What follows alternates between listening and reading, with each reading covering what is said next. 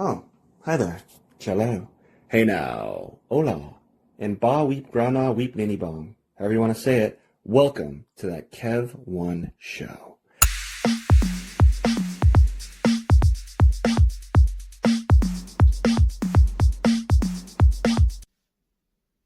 Finally, a cool breeze. The fever is broken, and the punishing heat wave that's been hammering us here in the West Coast, has dissipated into an overcast hacienda that's perfect for my guest that's going to enlighten all of you here next.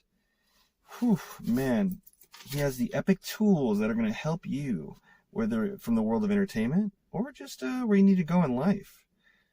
Whew. So please welcome Dr., author, hypnotherapist, Dr. Albert Bramante. Welcome to the show. Thank you so much, man, for inviting me. Happy to be here. Oh yeah, man, it's a pleasure, man. I've had many different kind of guests, including doctors and so many people in the entertainment field and more, but not a hypnotherapist at all. Well, it's kind of a combination. I consider myself more of a mindset coach, but I definitely blend a little bit of hypnotherapy in there. Yeah, man. I mean, that's like wild. It's you almost sound like when I heard about you, and you almost sounded like, I don't know, this unique character, almost like I wanted to write a screenplay, like a Sigmund Freud, Indiana Jones, talent agent. It's kind of like doing so much. I kind of like that. Yeah, you know what I mean? Almost like a Curb Your Enthusiasm meets like action scenes. It gives us like secret identity kind of deal. Of course. Man, I mean, so you're spinning a lot of plates, but man, to jump on the hypnotherapy thing, man, as like hypnotherapist, like what is it that people come to you the most for treatment? Most of it is blocks. Maybe that they're feeling like they're not achieving a lot, or like when other models will fail. A lot of people go to hypnotherapists like when everything else is kind of just didn't work anymore. Yeah. Huh. No, yeah, that totally makes sense because I've never had hypnotherapy done on me or anything, but there's been so many times through the years, I'm sure probably everyone can relate in a way, where I've had to work through this or that, so many different things, kind of the hard way, figuring out what works for me, maybe slow going things, techniques in life, just, stuff. But there's been times where everyone's wished, oh man, it's hard to get over this ex. If only I could just hypnotize that person out of my mind. Or if there's that one negative person in your life and everyone else is cheering for you, but of course you focus on that negative person too much, and you're like, if I could just forget about that person, or not think about a parent figure maybe, or you know what I mean? Yeah, or wild. Well, and that's an important point too, because we're more wired to focus on the negative. And you could get told so many positive things and so many positive qualities, or get told a lot of positive remarks, and yet somebody says something a little critical or a little insulting, and at least the average person, the energy is going to be focusing on the negative, what was said there, and forgetting almost all the good things that we were told. Wow, that's wild, huh? And a lot of people come to you like to help quit smoking and such, I imagine, maybe, or no, is that? Yeah, I mean, there's not a whole. I mean, a lot of people have stopped smoking. I think because it's not as sensationalized as it used to be. But yeah, smoking is probably the number one thing that people mostly go to for to work over their smoking, addiction in a sense. Yeah. Huh. And as a talent manager, as I say, I mean, did these worlds ever collide much? Like, do you ever have any, acting clients utilize hypnotherapy to, like, get in a character for a role? Or? Especially when they're not really booking, or they're find a block between, like, why are they booking work? And a lot of times it's in their head. Getting in their head is really a major thing there, too. Like, are you talking about even just getting in the audition, or, like, kind of, like, flubbing the ball when they're auditioning, or what do you say? Yeah, and then also even when they're performing, because they, especially if they're dealing with stage fright, sometimes they can sometimes get too analytical because they're so concentrating on making sure they do everything right that they're not really being in the moment. Yeah, I know. A lot of people don't realize that are, in the acting scene that, like, a lot of actors are, like, introverts. They are kind of shy and, like, they can become a character, but they don't want to just jump out there. A lot of people just think, oh, yeah, you'd love to public speak all the time, right? And it's like, some people are more meek than ever. Not Yeah. really. I mean, most actors that I know, at least even the ones I work with, as soon as they're done acting, they want to go home. Yeah. They don't want to be in the spotlight. Mm-hmm. And sometimes they can even play large and like personality and even bold personalities, but when they're not acting, they're very shy and soft-spoken, and they want to be left alone. Yeah. Oh, totally. I think Robert De Niro is really famous for that too. Yeah, he's really, yeah. Huh. That's wild. So how, unless it's, not classified, but unless you don't want to talk about it too much, but how does it work exactly in real life? We always see in the movies the hypno screens or the shiny pendulum in front of people, and sometimes I even want to look away when I'm watching a movie, silly as it may be, like I'm looking away from the hypno screen, or I'm looking away when they're trying to do a keyword to someone. But how does it work in reality? Hypnotizing well, someone? In reality, it's really getting into like a more of a flow state or an altered state of kind of relaxation or kind of be focused, and just getting into relaxed folks to kind of interrupt patterns in your life, so remove any subconscious blocks. So it's just the main thing is bypassing the critical factor in your brain. That's like that judging part of your brain, the part of you that that like, well, this can't work or that can't work. It's getting that part to like not be as active anymore. Oh, that's fun. It's like, again, that thought in your head, in a sense. I almost imagine like an actor like hypnotizing themselves into like trying to become the character, but that could be kind of dangerous. Well, yeah, I mean, obviously, and not only becoming a character, but a big thing is also being able to step away from the character. Sometimes get caught up too much in that. Especially if they're playing like a dark role, or like what happened with Heath Ledger? Role. Yeah, like Heath Ledger, exactly. Like Heath Ledger, that you can benefit a lot from that, because I've heard that a lot from actors who have almost gotten traumatized by the roles that they played, because it required them to go from far places for a significant period of time. Yeah. So and I think from an actor's perspective, yes, it does help you get there to go to those places, but I also think there needs to be a way to get out of it. Step out of that, being able to shut it down, and so that you're not taking the work home, you're not taking the role home with you. In a sense, you're just letting it go. Yeah. Wow. And where do you usually perform this?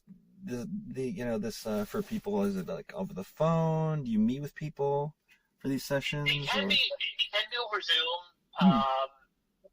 or even over phone. I mean, it's perfectly on Zoom or even in person. It's definitely can be done over Zoom or even over the phone. And also what I do even on my website, I have a lot of audio recordings, so like you can get like an experience of it. A brief experience. It's not going to actually be the benefit. It's not the benefit of full session, but you can get a taste, a glimpse. Oh, okay, yeah. What's that website for our listeners? It's my name, albertbramante.com. Oh, cool. And I have a lot of recordings in there, like different audio programs for, addiction, leadership, public speaking, just general confidence. Very cool. Yeah, and the world can use that more than ever nowadays, So, 100%. Yeah. Absolutely. And speaking of confidence, you've done a lot behind the camera. Have you ever been like, performing actor in front of the camera at all, to an extent? I started out. That's how I started with my work with actors, in a sense. But it wasn't for me. But what I enjoyed was the process, and two, I really enjoyed just being in front of people. Like being in front of the camera. That was the most important thing. But I enjoy being around actors. That was like the biggest thing. Just being around actors and the energy of actors and even just filmmakers. And I really just like the creative people. But it wasn't necessarily for me acting, but I enjoyed being around people. Oh, very cool. Huh. From like an early age, you just always loved that kind of, or just were always curious? Yeah, I mean, I was always a curious type of person, but like in high school, I was in a drama club. During my undergraduate studies, I took an acting class, a couple of acting classes, and I was in a theater club. So I was very, I had a little bit of interest in it. Oh, very cool. Huh. And how did you get into hypnotherapy? Like just Well, so I have a background in traditional psychology, and when one of the things I liked about some aspects of psychotherapy, I was more drawn to the more solution-focused, quick approaches rather than long-term. And I was reading, this is a while back, I was reading an article in Psychology Today, and in the classifieds there was a program, a video program for hypnosis. So I was like, well, let me see what it's like. And I took, it was a video course, and I became interested in it. I was like, I want to learn more. And because I was very intrigued with, the subconscious mind, the power of the subconscious mind. And so I took a couple of extra certification classes in New York that led me down the line to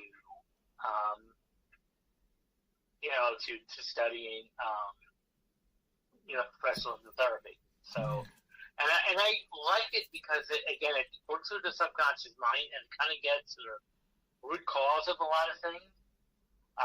Especially, and it kind of even works out, not necessarily from there, but it kind of even based on the theories of Freud about the power of the unconscious mind. Mm-hmm. Huh. Oh, very cool. Huh. And so, like I said, like in movie, it looks so different. It's so weird, and you see people on TV like being pulled from an audience, made to balk like a chicken, and The Winter Soldier, and Conditioning, and Clockwork Orange. Is there any movies or shows that you've seen where you're like, this is way off the, not what it's like at all, or some that are like, wow, that's really a great example? I haven't really seen too many great examples. What I saw, the most recent movie that I think was probably the most ridiculous depiction of hypnosis would be the movie Get Out with Jordan Peele. Oh, yeah, really popular, yeah.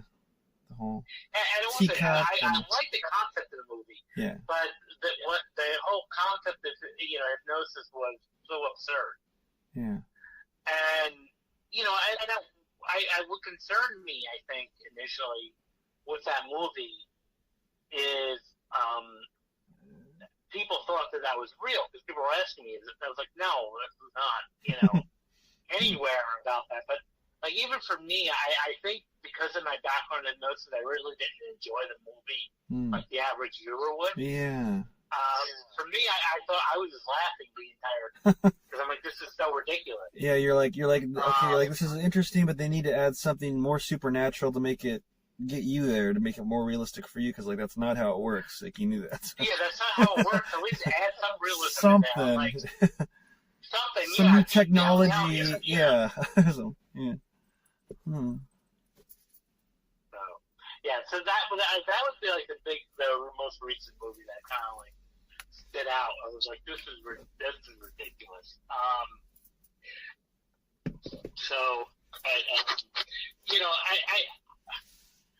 I think one of the now a movie on traditional therapy that kind of I think was really realistic was Good Will Hunting. Oh yeah. With Robin Williams, Matt Damon, and Ben Affleck.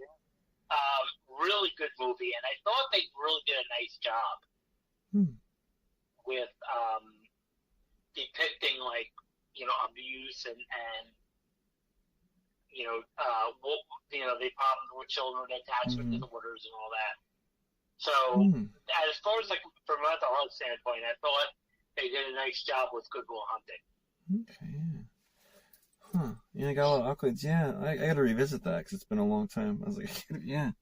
Yeah, I mean, it's an older movie, definitely an older movie, but it is, I thought, like, a more honest depiction of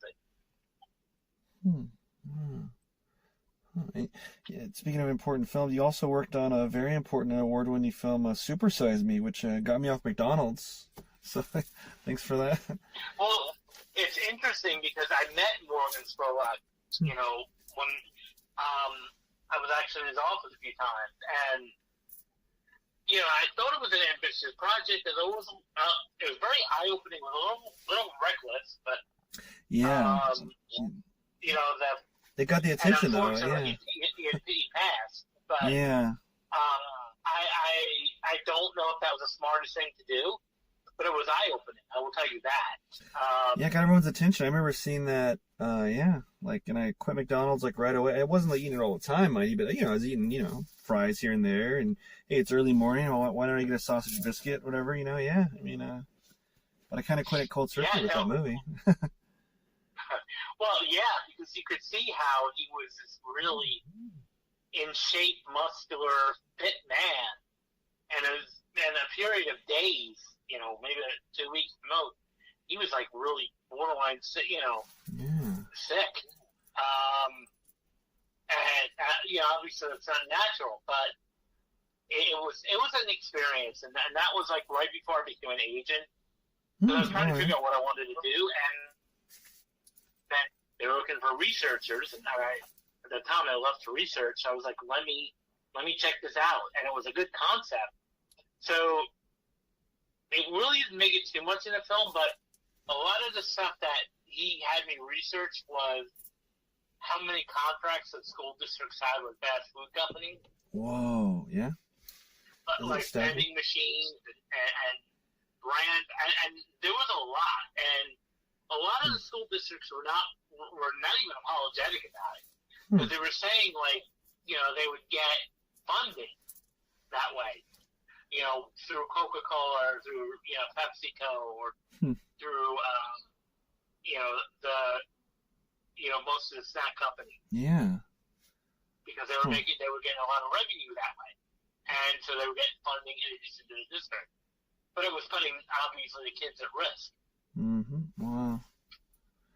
Yeah, I remember, I think there was some pizza company that came to my high school. Yeah, had some sort of, you know, every week they came. Oh, that's crazy. Yeah, well, again, it's not a contract, and, you know, I mean, even for years, I mean, everyone attacked, like, the school lunches in America, you know, as being unhealthy. But it was not even just the vending machines, too, in school. Wow. Huh. That's wild. So you had to be really proud of that. That's crazy. Yeah. Oh. I was kind of thinking of doing something because I drink a lot of energy drinks. I mean, I'm keto, so I drink the, you know, zero sugar ones, and, you know, I look out for the keywords for no aspartame, and, you know. But I was almost thinking of doing something where I'm drinking only energy drinks. But it's like, Yeah, I would be careful. Well, number one, it's also, and I'm going to use again the power of the mind, is you become even psychologically dependent on them too. Oh, the caffeine, like, or just it itself as a crutch, kind of? Or? Both the caffeine and also the fact that I need an energy drink to function. Yeah, like the new coffee, so to speak. Yeah, huh. Yeah. Because I just noticed, I mean, you know, I'm keto, I eat healthy, and I go to the gym like almost every day, but I do drink a lot of, you know, my healthier energy drinks here and there, you know, or quote healthy and quote, you know, but I did notice in a lot of people, hey, you drink a lot of energy. I was like, well, you know, I can handle caffeine well, but I did notice, you know, that after a while, some days I'm like, wow, am I only drinking energy drinks? You know, I'm eating healthy food, but it's like, I'm not drinking like a lot of, you know, glasses of water, you know, straight up. And I was thinking like, well, I am doing this okay. I'm not sick or anything. And I was doing it unconsciously, mind you, too. I was like, well, maybe I should do a little, get some attention for doing it. Like, maybe not the best idea. Yeah. Well, I mean, you know, it's better than having sugar, you know, than regular sugar. But, I mean, I guess the whole thing is just everything in moderation, that you're not doing, you know, excessive use, as long as you're doing it within moderation. everything in moderation. If anything, too much of anything can be a problem. Yeah. And speaking of that, like with energy drinks and fast food, do a lot of your clients come to you for like, eating disorders much, or? Sometimes stress eating, not necessarily like disordered eating, but like stress eating. Yeah. That can be, sometimes the emotional eating, stress eating. Yeah. Been guilty of that myself. That's pretty much the big thing. Because a lot of people are we grew up to be conditioned with food, so a lot of people use food for comfort. When they're bored, when they're happy, when they're sad, it's like we're so conditioned with food. Yeah, one of the things I could do this without eating, but I've kind of conditioned myself. I don't know when it started to, like, when I'm watching a show or a movie at home, I'd like to have a snack, because I don't know if it's just the whole mindset of like having like popcorn at the movies type deal, but it's like, I like to eat when I'm watching something a lot of the time, but yeah, so I kind of nearly fall into that trap, but Yeah. Well, and dancing between the worlds of like, your doctorate and like, Hollywood and everything, I wonder if like, have you noticed like less people stress eating or having like weight issues due to like Ozempic? That new, that's it. Do you have an opinion on that as a doctor? That new trend that's everywhere? Yeah, well, I think that's a whole trend too. And I heard a lot of people had success with that. But I also heard a lot of people didn't have success with it. Oh, really? That particularly like the side effects. Some people had, concerns about the side effect. And then also I hear a lot of people sometimes when they get off the Ozempic, they gain the weight right back again. Oh, interesting. Because also a lot of it is they didn't really learn how to eat right. It's okay, you're going to take the injection, great. And then what happens now when you stop using the drug? I guess you get the cravings back even worse, maybe, or I'm not as familiar with. I don't know worse, but if you haven't addressed the emotional reason behind the craving, or at least the learning, to change your eating habits, you'll gain the weight right back. The same stressors will be the same triggers. You'll be right back on it. Yeah. Okay. Yeah. Huh. Yeah. That is wild. Yeah, and that's, but I, definitely would say the biggest thing is emotional eating that I think.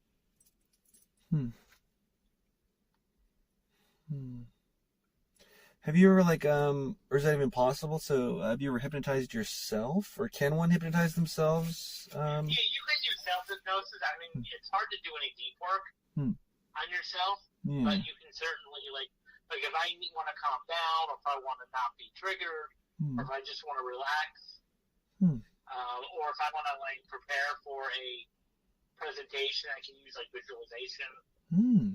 Very cool. Huh. So you'd say you use a lot of those tools of the trade on yourself a lot, or just a lot of the? Yeah, I mean, if it comes up to it, yeah, definitely. Yeah. Wow. Well, so what would you say is one of the most rewarding accounts of using hypnosis on someone you've seen overcoming something? Healing sometimes childhood trauma is the biggest thing. And being able to not only forgive the other person, but even forgive themselves. Because usually a lot of people when they're working on unresolved trauma, there's even a part of blaming yourself, self-blame. And a tendency to self-blame, and so a lot of times it's just really important to just be able to not only forgive the other person who wronged you, but also yourself. I wonder why people do that so much. Why they have that trouble forgiving themselves. Maybe just because they want that parental love so much or whatever, or Yeah, I mean it's a combination of both actually. So Hmm. Huh. That is really, really odd. Huh. Man. Yeah. Well, yeah, I mean, it's definitely a great alternative, and I would encourage anyone to check it out. I mean, you know, like I said, you can find recording on my website just to get a feeling of it, you know, and a process of it first, and then you know, and then reach out to either myself or another hypnotherapist if you have any questions. Yeah, no, definitely. Yeah. Doctor, talent. I mean, you're definitely like in the thick of it when it comes to like, you know, working with the human condition. Like, but we haven't talked a lot about the talent agent side. Like, what would you suggest is the, you know, the best advice for giving an actor who's seeking a talent agent? Is there like certain levels? Well, the first thing is you should have some experience already. You know, do some independent films. Short films, or some green theater. Have a resume already, somewhat of a resume. Again, it doesn't necessarily have to be large projects, but you should have something. And then also as an actor, this is just for general human entrepreneurship, is knowing your type and your brand. Mm-hmm. Because, you know, the industry is so overly saturated with actors that it's easy to get like kind of caught up in the mix. So what I say is like usually brand yourself with every type of character you're gonna play, and kind of go after that. Like if you're gonna be the more character actor, the more blue collar type, really lean into that. Lean into your type. So this way you're not just you're different than every generic actor out there. Mm-hmm. Yeah. You know, get in where you fit in, where you can blow up, and kind of own that. Yeah. Own that piece. Exactly. Own your type in a sense. Yeah. Yeah, you know, see, I've been acting like forever, almost first. I remember it's all these different kinds of roles. But I guess I have a unique inquiry in the realm of talent agents right now. I get complimented on my allegedly like award competition worthy mustache that I've been growing out since COVID, just coincidentally. If I wanted to parlay that unique facial hair look into like, I don't know what, mustache wax companies or beard oil spokesperson, you know, would there be any advice for that? Is there a certain kind of, would there be more of a talent manager or maybe just like commercial agent? You probably would mostly work with a commercial agent. Yeah, for that. So you probably would want to find a commercial agent in your area, and you know, you'd want some sort of professional headshots that are, you know, showing that, that are portrait or glamour shots, but by someone who actually does headshots, and get, you know, just really showcase, you know, real people, and then reach out to like, you know, ad agencies out there, and what you're really suggesting is more of a commercial need. Yeah, because I've been acting forever and everything. You know, when I was living in LA, I had a certain commercial agent there, and a talent manager in Portland for a while. But like, you know, I changed my facial hair with the seasons just for me and for roles, of course. And but then COVID happened, and you had to wear a mask in public all the time, and everything was shut down. You know, entertainment wise, business wise. Yeah. So like, I was like, you know, let's keep my facial hair growing under the beard because I don't know, it felt like a little fuzz coming out the sides showed some character, you know, whatever. And then when the mask mandate came off, I had this big beard and the mustache was even longer. I was like, oh, before I trim it, maybe I'll trim it down. Maybe I'll wax the stash. So I had that kind of like, you know, the vaudevillian or Salvador Dali, whatever I wanted to do with it, really. And then I was getting compliments. And so instead of the world of where, oh, do girls like this? Or, oh, need more heads up from friends this way, that way, you know, every time I was out in public for any, you know, any real amount of time, I was getting almost a seemingly inordinate amount of compliments from people from all walks of life, from old ladies to little kids to, you know, everybody. So fist bumps and stuff. And so it's like, man, it's almost like I feel like I almost have to keep this mustache part of my beard at least.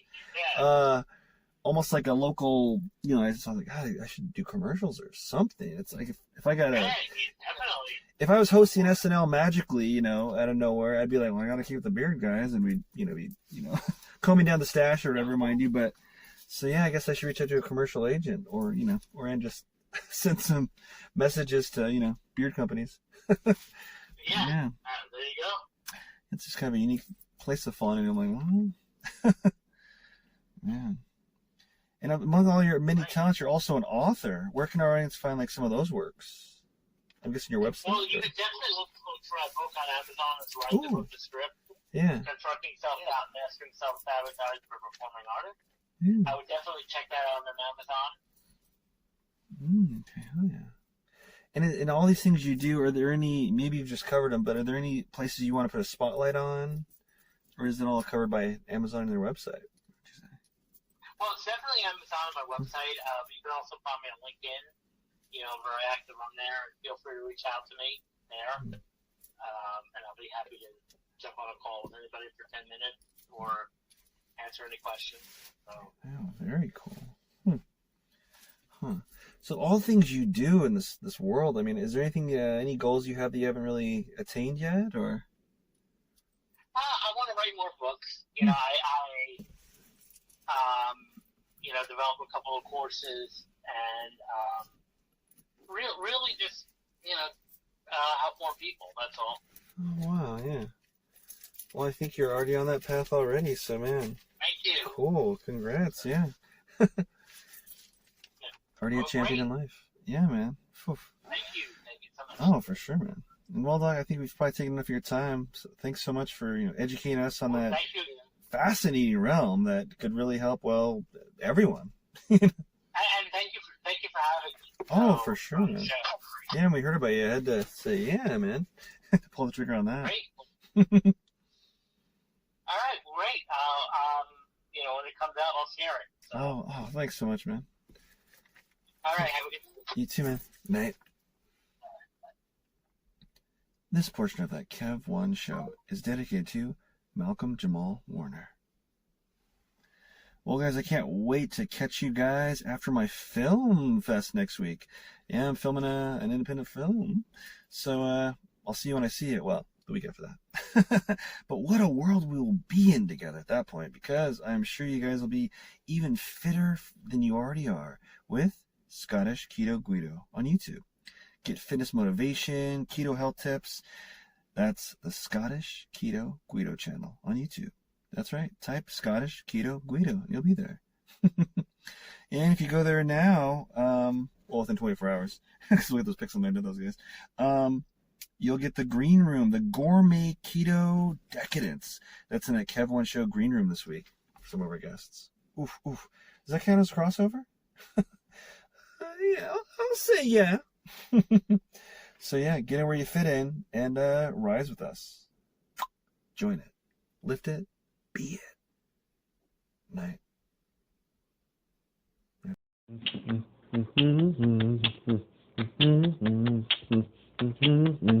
This portion of that Kev One show is brought to you by Coco Burry, the action and chic athletic wear for lounging, stretching, and going to the next level for yourself.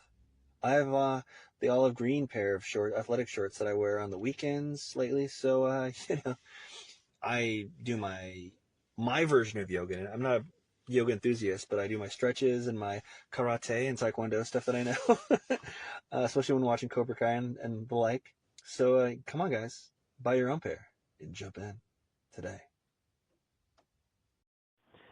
Rep the brand as behind-the-scenes film talk, positive vibes, and discovering what the human condition is all about as nonstop creativity guides us on and on and on with that Kev One Show merchandise.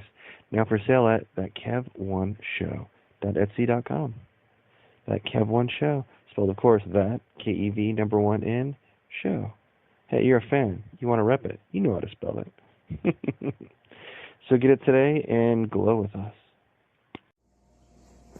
This portion of that Kev One show is supported by Bohemian Dream Gifts, made with organic and natural oils that nourish and hydrate your skin. Man, I don't know if it's the weather outside or the gym that was killing my skin, because my right elbow on the, it itched like the Dickens, like I was becoming like the lizard from Marvel Comics. I think it's that machine where you put your elbow in and do the lifts, you know, for the bicep. But I was itching my skin like crazy during, I won't say who because I don't want them associated with rough skin, with one of our guests here in the near future here. But my right elbow was getting ashy and coming up, getting red and irritated. Anyway, I used some of the promotional cookie dough body oil from Bohemian Dream Gifts that they gave us, and my skin, I'm not kidding, came back. I can vouch for that one. The cookie dough oil baby body oil, the cookie dough body oil brought my skin back to life like an Evanescence song. I'm not kidding. My skin is smooth and happy again. 100%. You can buy cookie dough oil on Etsy at the Bohemian Dream Gifts shop. Check out their other stuff as well, but that's one that I swear by now. And as soon as my promotional one runs out, I'm going to order some myself. So go to Etsy and visit the Bohemian Dream Gifts shop today. What's better than your favorite talk show? Well, maybe homemade delicious food, cold beer, or a drink of your choosing in a comfortable atmosphere. Well, look no further than the Boulevard Tap House for the world-famous fish and chips, seafood, all-around delicious menu with pizza, all kinds of food, wings, steak bites, anything you can imagine when you want to watch the big game or catch some live jazz if you pick the right night. Open 7 days a week. Go to boulevardtaphouse.com right now. I like to go to their Terwilliger Curve location. That's the home location for their not only their fish and chips, and they knew that they always used to give me Caesar chicken salad and wine. They kind of made jokes and made fun of me that. My favorite food there now might just be the brand new Mark Kevin. That's a margarita pizza named after me. Don't know if they did it because I'm Italian or what, but I had it and it is delicious and dare I say nutritious. Anyway, friends, go on in, have a great time. When you're there, you truly are family. No cap. Enjoy the Boulevard Tap House today.